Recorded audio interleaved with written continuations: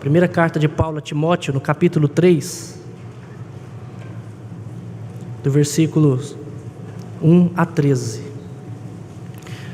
Como é do conhecimento dos irmãos, hoje inicia-se o período de indicações de nomes para concorrer ao oficialato na igreja.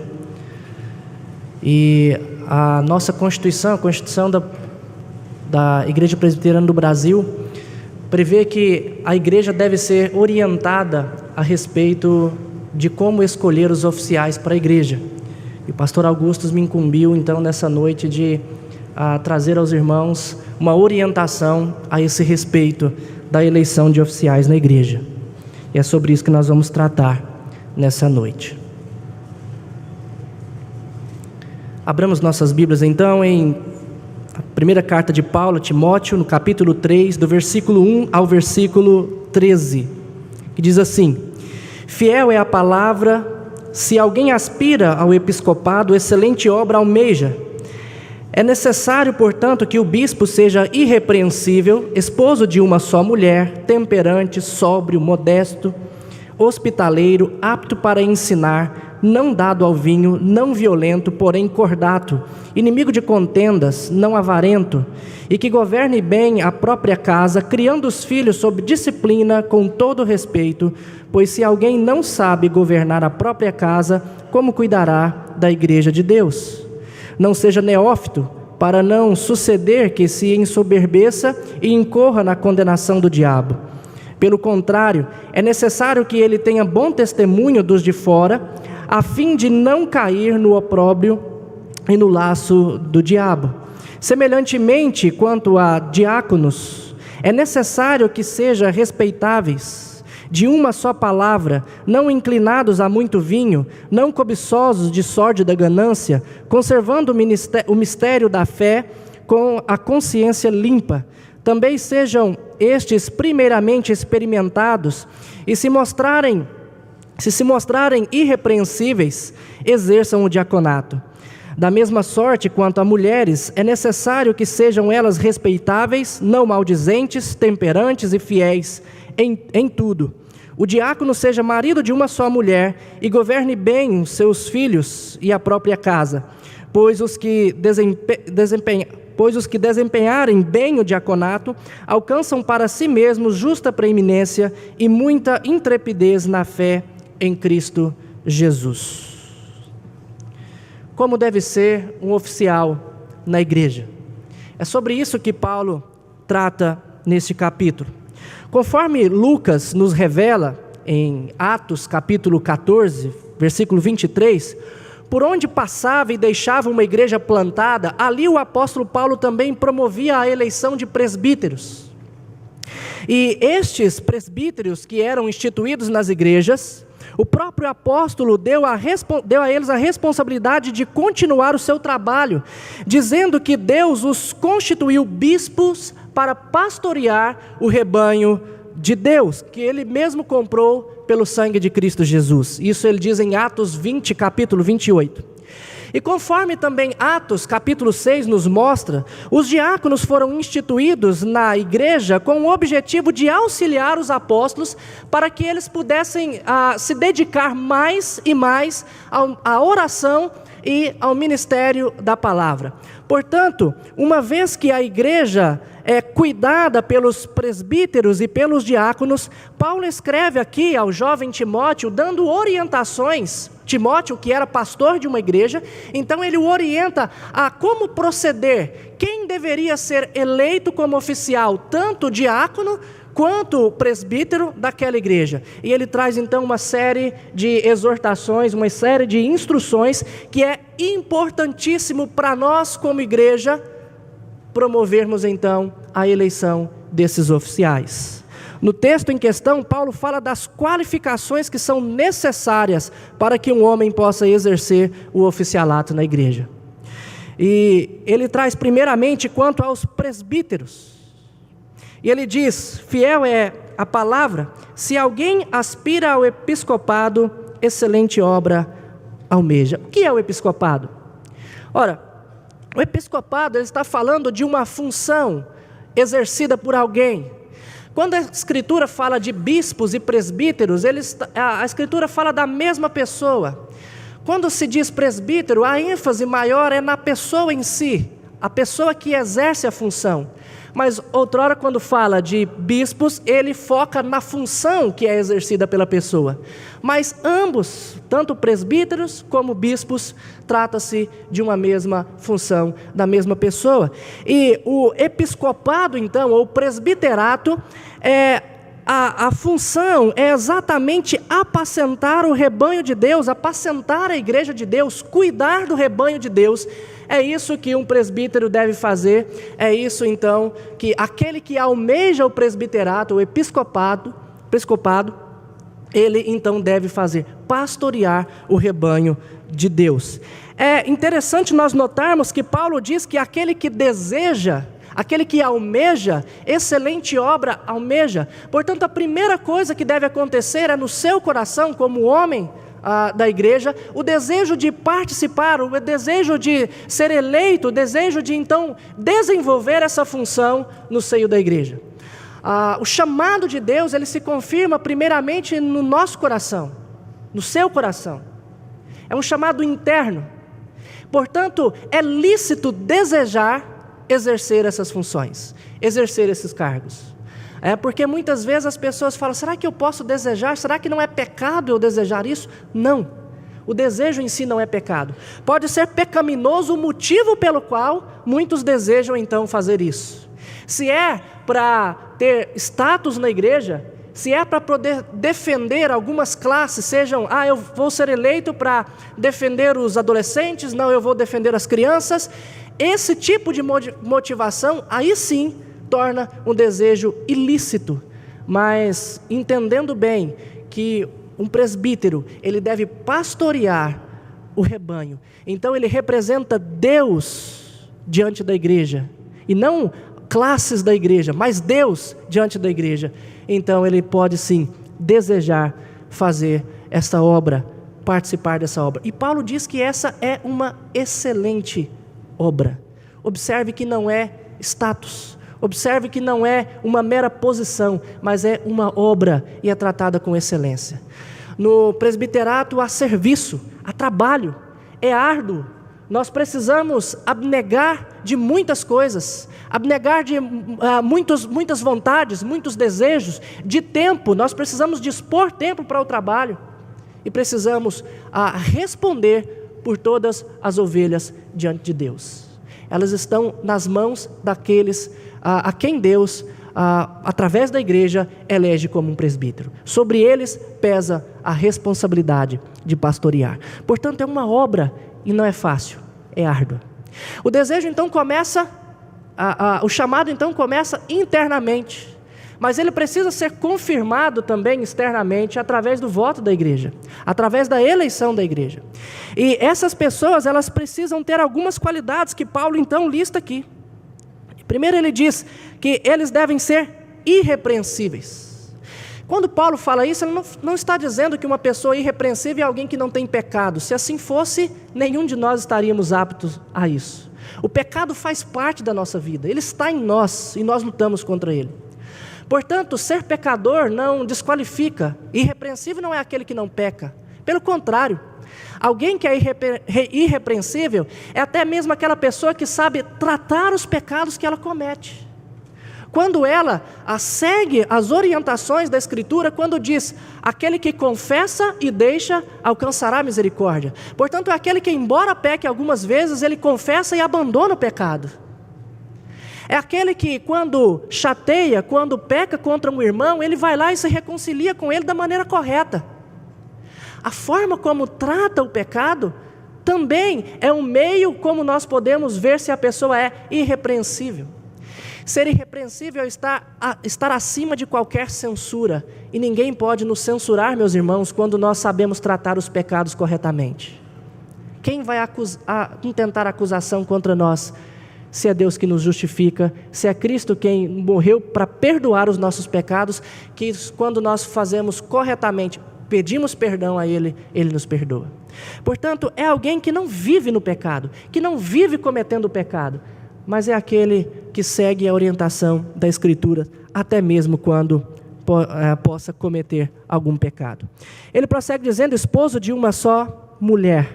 Isso não significa que um jovem que não tenha, ou alguém que tenha escolhido o celibato não possa ser eleito. Aqui, Paulo está recomendando, a recomendação é para a pessoa que está casada, e não uma recomendação de que a pessoa precisa estar casada. Aos casados, então ele diz que seja esposo de uma só mulher. Portanto, isso não isenta de alguém que não tenha sido casado ainda, que ele não possa concorrer ao presbiterato. E então, o que quer dizer ser esposo de uma só mulher? Ora, esposo de uma só mulher é alguém que não é polígamo, alguém que não tenha adotado a prática de um casamento duplo. É claro que no nosso país isso não é possível, mas em outros países há essa possibilidade. Mas Paulo deixa claro aqui que isso não pode acontecer. Ele deve ser esposo de uma só mulher. É alguém também que, mesmo não sendo polígamo, ele não opta por ter um amante, opta por ter alguém paralelamente à sua esposa. É alguém que, estando casado com uma mulher, não tem outro tipo de relacionamento. É alguém que vive uma vida fiel, dedicada e exclusiva para sua esposa. E Paulo, algumas pessoas entendem que ser esposo de uma só mulher aqui significa ser casado somente uma vez. Contudo, se nós levarmos por esse lado, nós teríamos algumas dificuldades com algumas passagens da Escritura que permite o homem casar uma segunda vez. Por exemplo, quando Paulo trata da viuvez no capítulo 7 de Romanos. Ele diz que estando o cônjuge, uma vez que um cônjuge é morto, ele está desobrigado daquela lei do casamento, de forma que se ele contrair outro matrimônio, ele não está pecando.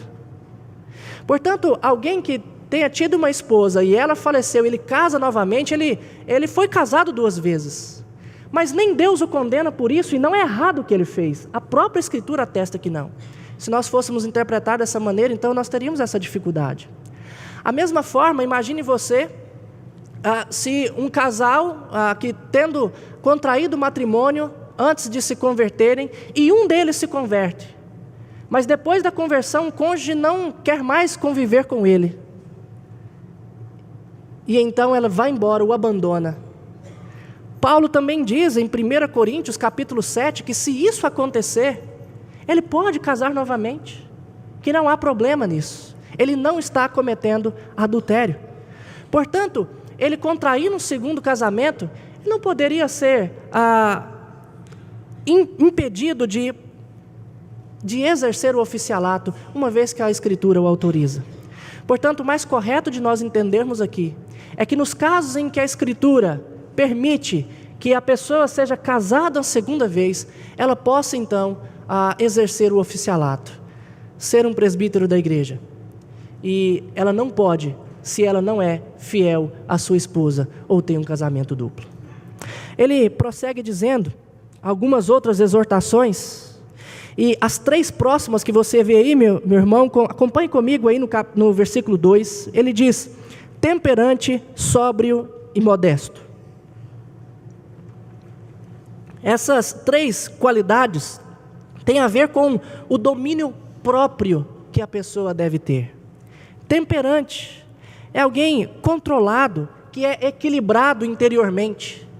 Alguém que sabe não ser excessivo nas suas atitudes.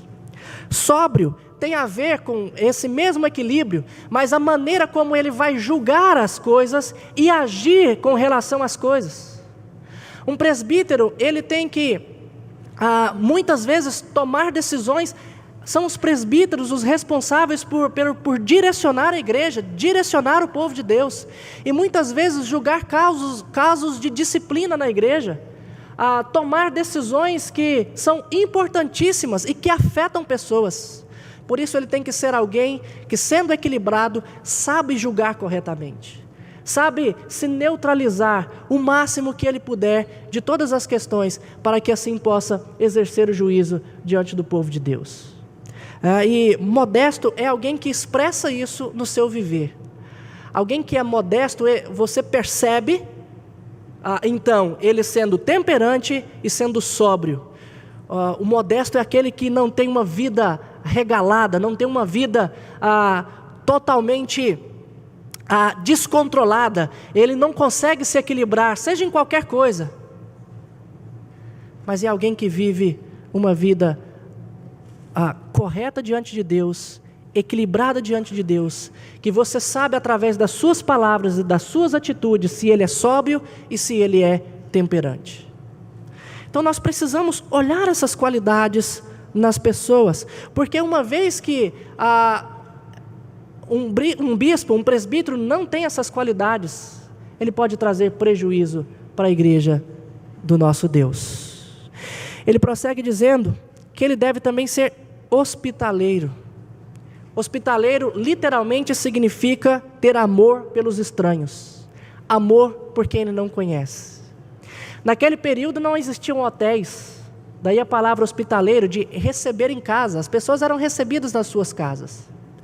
Hoje muitos que vêm para as nossas igrejas, vêm nos visitar, ou está passando pela cidade por alguma questão, sendo irmãos ou não, eles têm hotéis para se hospedar, muitos por aí. Não é o caso de como antigamente. Mas quantas pessoas no nosso meio são solitários, jovens, solteiros, visitantes, idosos, enfermos, que muitas vezes estão sozinhos na cidade e precisa da nossa hospitalidade. O líder da igreja precisa ser esse acolhedor, aquele que se dispõe, que propõe a amar o próximo, acolher o próximo. Isso é necessário para que o líder da igreja possa então exercer o seu amor por aqueles até mesmo que ele não conhece. Pessoas que agem assim, que abrem as portas da sua casa, são pessoas aptas a esse ministério também. Paulo também diz, final do versículo 2, apto para ensinar. Aqui muitas pessoas confundem ensinar com pregar. É claro que ensinar no Novo Testamento tem também esse sentido de proclamar o Evangelho. Mas não é somente através da pregação que se ensina, é também através da vida que nós temos também. Todo presbítero ele deve ter a capacidade de ensinar em alguma medida, de modo que possam aconselhar aqueles que buscam o seu conselho. Alguns têm habilidades tremendas para aconselhar pessoas, mais do que outros. Outros têm mais facilidade de ensinar numa sala de aula do que em um gabinete de aconselhamento. Outros têm mais facilidade para pregar do que para aconselhar ou ensinar, enfim. Mas o que é necessário é que todos tenham condições para isso. Então, eu não tenho que escolher alguém que simplesmente fale bem em público. Porque muitas vezes tem alguém tímido que você pensa que aquele não consegue falar em público, não consegue falar nada para ninguém, e ele é um exímio servo de Deus, conhecedor da palavra. E em um minuto só do lado dele, às vezes nem é preciso ele abrir muito a boca, mas ele consegue transmitir a mensagem do Senhor, muito mais eficaz do que alguém que possa falar 1 hora. Então, há algo que é essencial, que não pode faltar, então, para quem deve ensinar, é o conhecimento da palavra de Deus. O presbítero deve ser conhecedor da palavra. Ele deve saber sobre a palavra. Ele deve se dedicar às Escrituras. Então nós percebemos essa diferença. O próprio Paulo faz essa diferença no capítulo 5, versículo 17, ele diz: devem ser considerados merecedores de dobrados honorários os presbíteros que presidem bem, com especialidade os que se afadigam na palavra e no ensino. Ele está dizendo que uns se afadigavam mais do que outros, mas o simples fato de aqui nós percebemos que há diferença no ensino, desde ali já existia. Portanto, não é somente aqueles que falam em público, que pregam, que são professores, mas são aqueles que são conhecedores da palavra e têm condições de transmitir a outro aquilo que a Escritura diz. Paulo também diz que, versículo 3, não deve ser dado ao vinho. Não ser dado ao vinho não é alguém que é controlado pela bebida. Paulo não exige abstinência total das pessoas, de um presbítero, de um oficial na igreja. Mas ele traz essa exortação, assim como o Antigo Testamento várias vezes trouxe diversas exortações a grandes líderes, a muitos líderes na igreja. Provérbios 20, Provérbios 23, Provérbios 31, Isaías 5, Isaías 28, traz advertência aos magistrados, aos profetas, aos reis e aos outros dirigentes, mostrando a importância deste ponto que é a bebida na vida das pessoas. Portanto, aquele que faz o uso, ele deve fazer o uso moderado, e aquilo não deve dominar a sua vida. Lembrando que a embriaguez é um pecado. Lembrando que qualquer forma de domínio sobre você, qualquer coisa que venha te dominar, inclusive o álcool, principalmente isso, é um pecado. Portanto, alguém que seja dado ao vinho nesse sentido, não é alguém apto para esse ofício na igreja. E Paulo prossegue também dizendo que ele deve ser cordato, não violento, cordato e inimigo de contendas. E essas três qualidades têm a ver com o temperamento e o grau de irritabilidade. Tem pessoas que estão a todo momento prontos para brigar. Você não precisa nem falar o que é. Basta você falar, você está comigo? Estou. O que é? Eu vou. Tem gente que está a todo instante com o punho cerrado para a briga. Ele é iracundo. Como muitos dizem, tem um estupim curto. E Paulo está dizendo aqui que ele não pode ser assim. Porque o conselho da igreja, os presbíteros que trabalham com a igreja, eles trabalham exatamente sobre discussões, é um colegiado.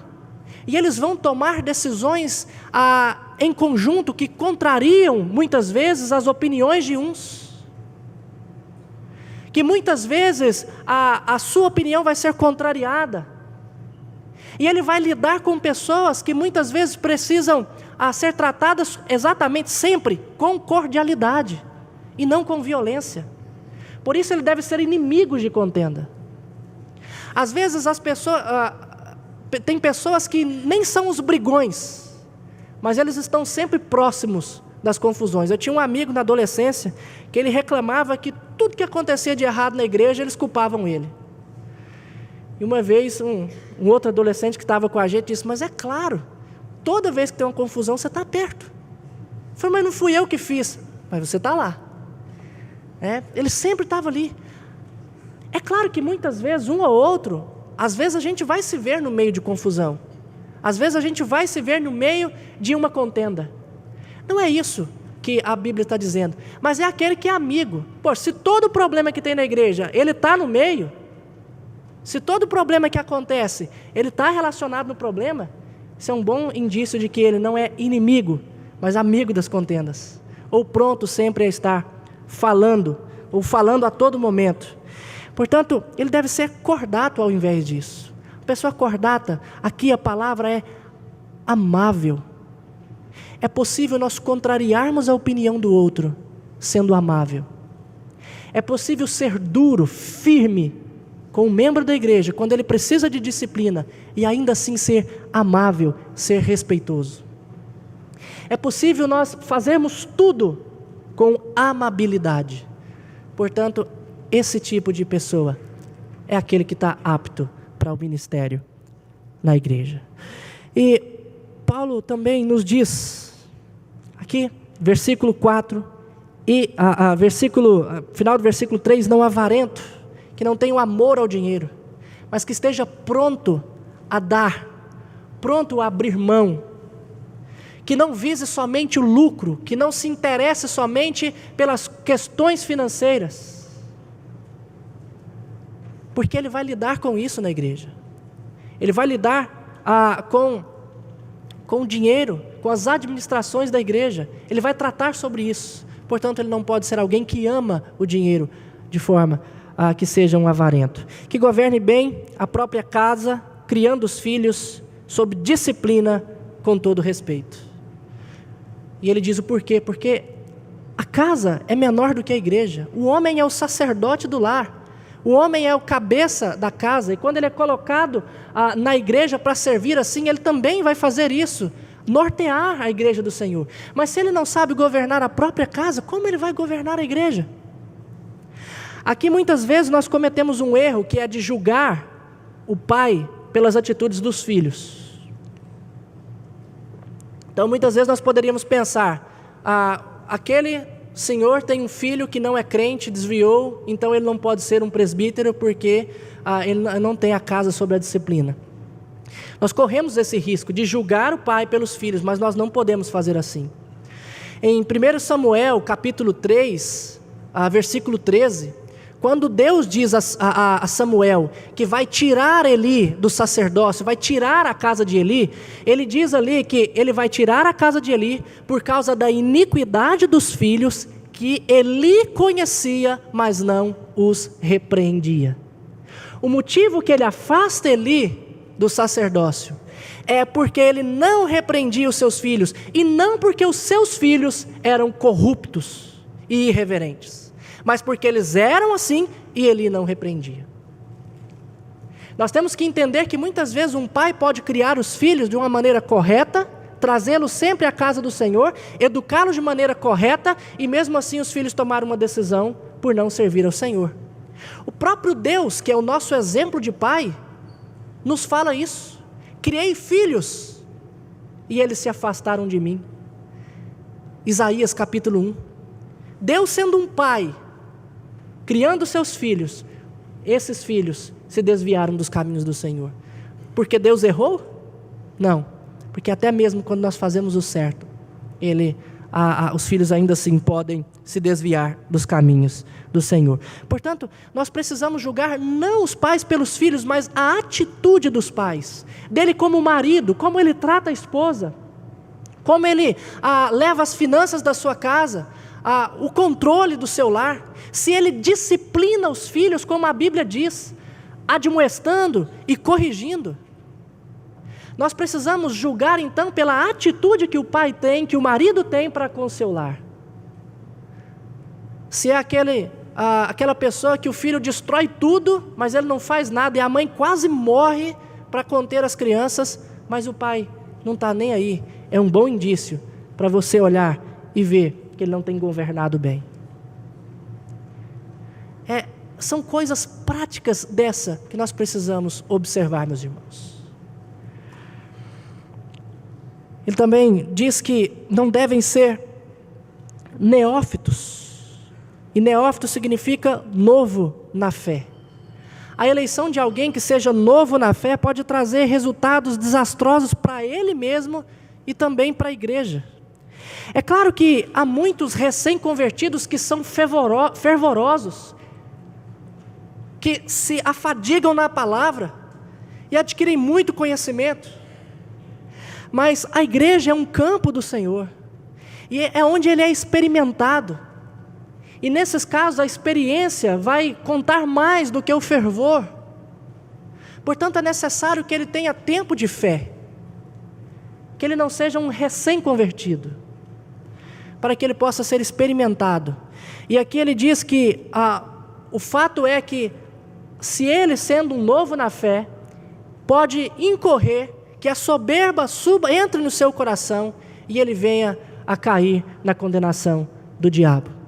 Lembrando que a Escritura nos diz que a soberba precede a ruína. E por fazer assim, eleger alguém que seja neófito, ele ensoberbecendo, ele pode cair na mesma condenação do diabo, ou ser julgado como o diabo foi. Ser condenado por aquilo que ele criou no seu coração, que é a soberba. É isso que ele nos mostra. E por fim, Paulo fala aos presbíteros sobre ele ter bom testemunho dos de fora.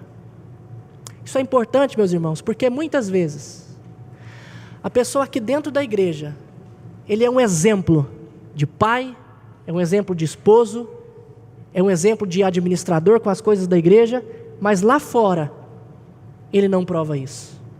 Se ele é um patrão, ele é ruim com os seus empregados. Ele age de maneira injusta. Ou às vezes ele é um empregado e ele, lá fora, ele é conhecido como um preguiçoso, como alguém que não quer trabalhar, como alguém mentiroso, que não tem responsabilidade e que não está nem aí para o empregado, para o patrão dele, mas somente com o dinheiro que ele recebe. Existem pessoas assim, que dentro da igreja é uma coisa, mas lá fora é diferente. E a maior parte do tempo nós passamos lá fora. Eu também não posso esquecer que um líder da igreja, muitas vezes ele é taxado como a própria igreja. O pastor de uma igreja, quando ele é pego em um escândalo, toda a igreja sofre com isso. O presbítero. Porque quando as pessoas lá de fora veem um presbítero, ele vê ali a representação da igreja. Portanto, deve ser alguém que receba honras, alguém que seja respeitado, que dê bom testemunho fora, lá no trabalho, lá no convívio em que ele tem social com as outras pessoas que não são cristãs. A maior parte do tempo que ele vai viver é fora da igreja e não dentro da igreja. E isso é muito importante. Isso para que ele não caia no laço do diabo.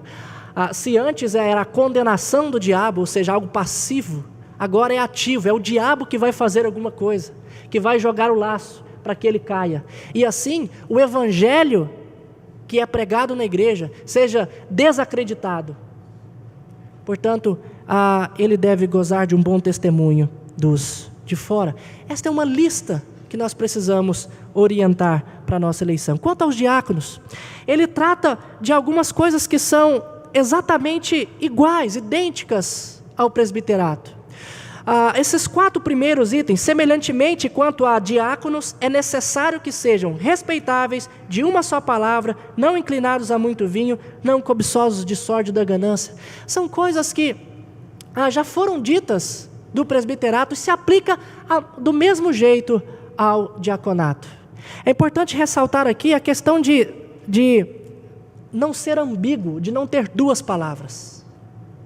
O diácono ele vai lidar com necessidades das pessoas, necessidade financeira, pessoas que estão passando situações difíceis, com enfermidade, e ele precisa ter uma palavra concisa, uma só palavra, porque o que ele vai presenciar lá, ele vai trazer para a igreja, para que a igreja o ajude, para que a junta diaconal o ajude.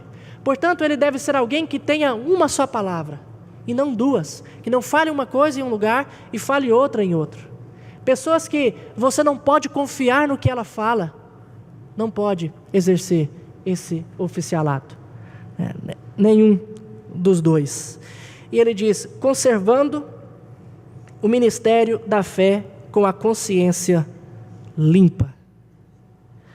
Ou seja, agindo dessa maneira, o mistério da fé, ele vai sempre ter uma consciência limpa, sã, diante da igreja, diante daqueles que eles servem, guardando a fé que ele professa.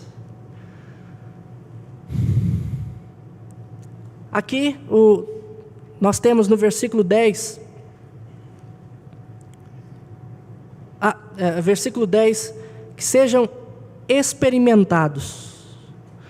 Muitos têm a opinião de que os diáconos, para serem eleitos, eles precisariam primeiro ser submetidos a testes, ou passar por um período de teste, para depois poder ser candidato ao diaconato. Contudo, isso não significa exatamente isso. Na verdade, ele deve dar testemunho do seu caráter mediante uma vida consagrada. Ele deve ser experimentado no ponto que você olha para ele, olha para a pessoa e veja como é o seu testemunho diante de todos, e sendo uma vez aprovado, aí você o elege. Atos capítulo 6, esse foi o proceder dos apóstolos ali. Eles viram a necessidade de escolher dentre os seus discípulos pessoas que pudessem então exercer o diaconato, servir às mesas para que os apóstolos pudessem se dedicar à palavra. E naquele momento eles não lançaram um período de treinamento, mas eles disseram: escolhei dentre vós 7 homens de boa reputação, cheios do Espírito Santo e de sabedoria. Ou seja, eram pessoas que estavam vivendo, seguindo a Jesus, e que então esses homens tivessem boa reputação, fossem cheios do Espírito e tivessem sabedoria. E é assim que nós devemos fazer. Então, ser experimentado é alguém que você olha para ele e vê que ele dá bom testemunho com a sua vida consagrada ao Senhor. É assim que nós devemos então olhar. Nós precisamos analisar a todos. Quanto às mulheres, aqui no versículo 12, da mesma sorte quanto as mulheres, e traz aqui, é necessário que sejam elas respeitáveis, não maldizentes, temperantes e fiéis. Existem 3 interpretações para esse versículo, que traz aqui um parêntese entre as qualificações dos diáconos, tratando a respeito das mulheres. Uma delas é que uma das interpretações é que aqui se trata de diaconisas. A outra é que se trata das esposas dos diáconos. E uma outra é que tratam de mulheres que auxiliavam os diáconos na igreja. O problema é que, se nós interpretarmos que eram diaconisas, isso é contrário às observações do próprio apóstolo Paulo a respeito da mulher e o seu lugar na igreja. Quando nós lemos 1 Timóteo, capítulo 2, versículo 11 a 12, 1 Coríntios, capítulo 11 e capítulo 14, Paulo vai falar a respeito da mulher, e ele diz exatamente do problema da mulher exercer autoridade na igreja. Ele vai dizer que ela não deve, por exemplo, volte um pouquinho aí, 1 Timóteo capítulo 2, no versículo 12, ele vai dizer: e não permito que a mulher ensine, nem exerça autoridade de homem. Portanto, se ele está falando de diaconisas investidas aqui em um ofício na igreja, isso contraria o que ele mesmo diz a respeito dela exercer a função, o ofício na igreja, exercer autoridade como de homem. O problema de interpretarmos como esposa dos diáconos também, isso é complicado, pois a construção do texto não nos dá indícios para isso. Não existe nenhum artigo aqui que defina isso, e nem um pronome possessivo que diga as esposas dos diáconos.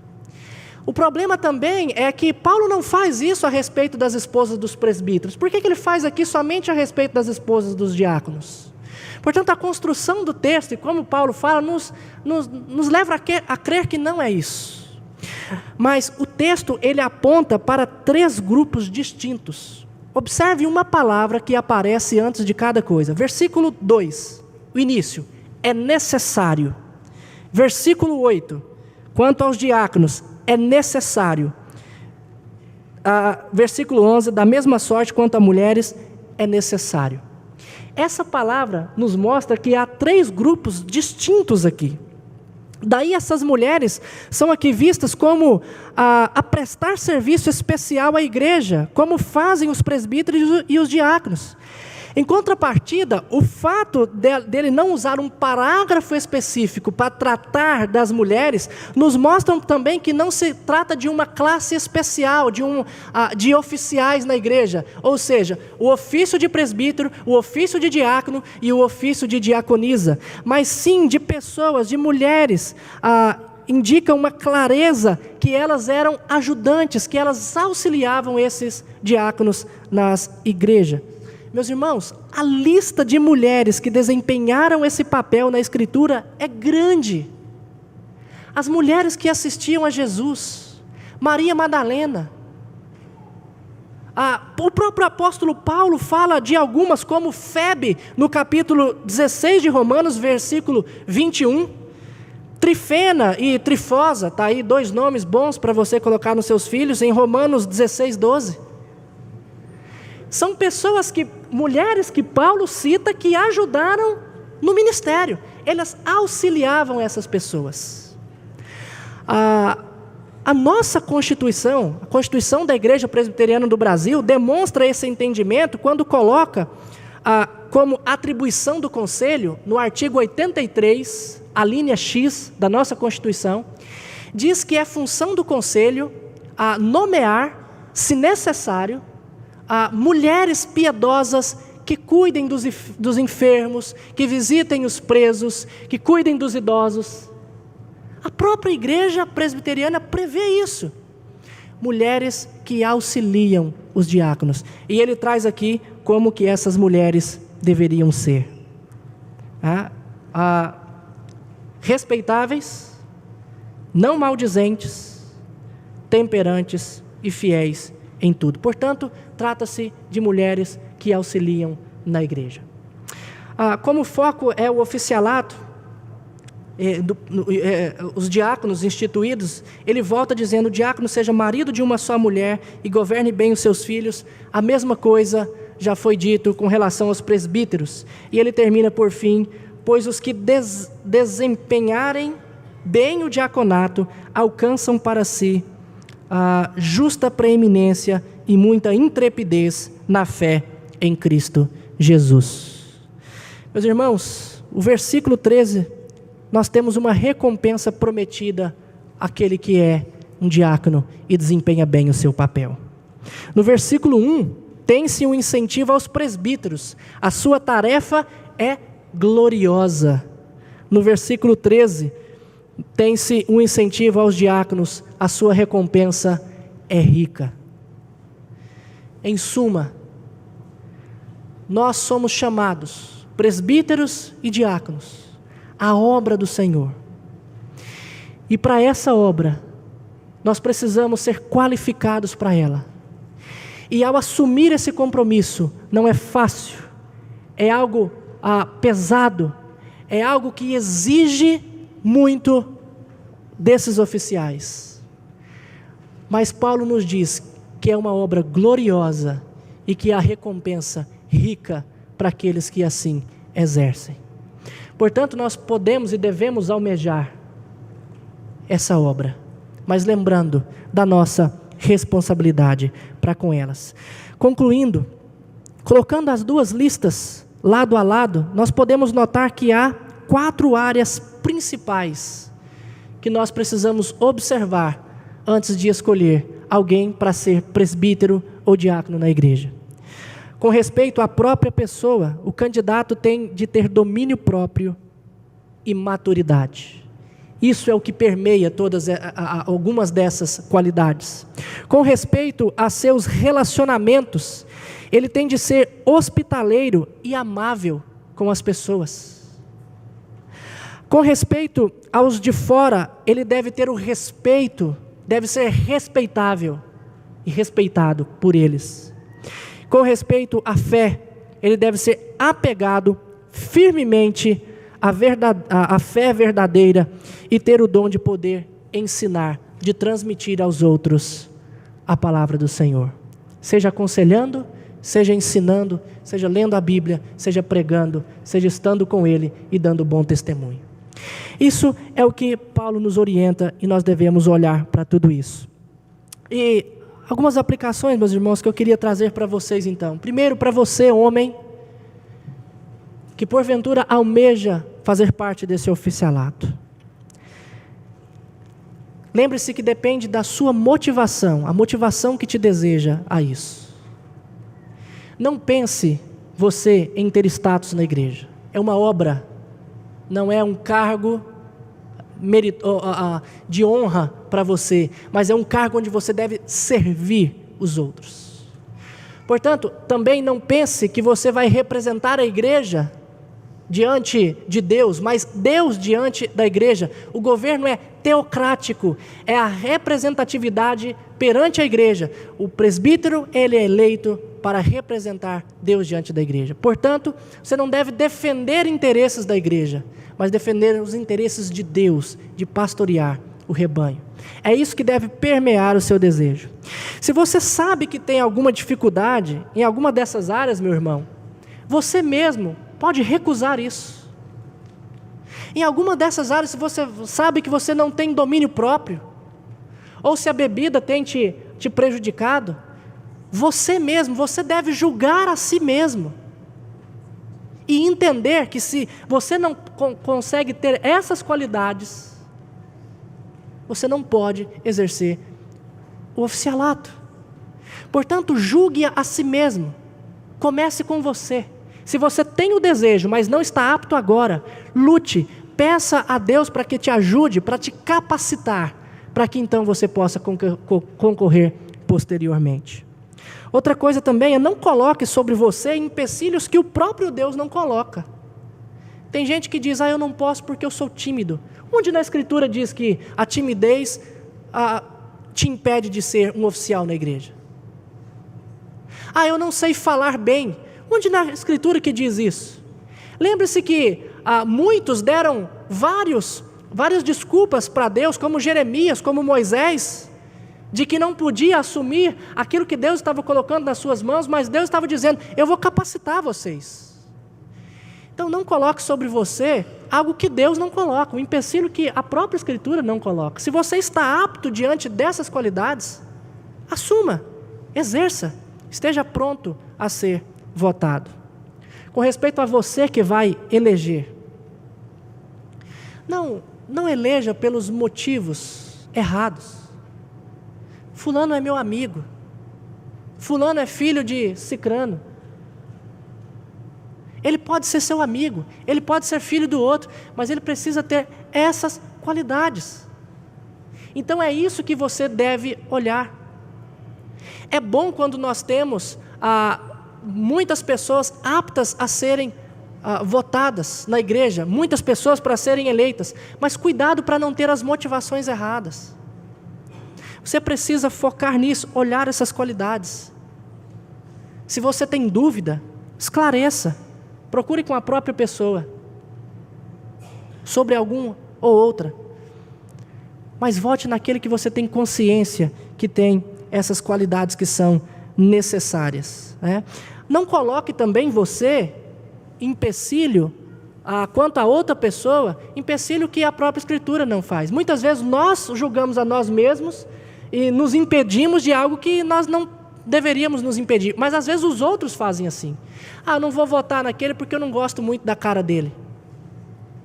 Então você tem um problema, vai lá e resolve, fala, eu não gosto de você. Será por quê? E diz o porquê, pelas atitudes, mas agora simplesmente porque você não gosta, mas é um homem correto diante de tudo, está aqui encaixado nessas qualidades, nós precisamos então julgar de maneira correta. É isso que a palavra de Deus nos traz, é isso que Paulo nos mostra, e isso, meus irmãos, é necessário para a igreja. Comece a partir de agora, analisando aqueles que você já sabe, que você sabe do convívio, que você sabe que são homens de Deus, ore por eles, comece a colocá-los na presença do Senhor, a pedir a Deus que os capacite.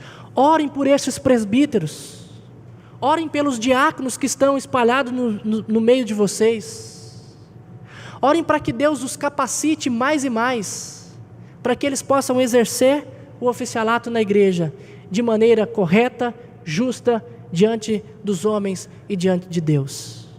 E orem pelas eleições, porque muitas vezes a gente pensa que é algo simples, mas não é. É algo que nós precisamos orar.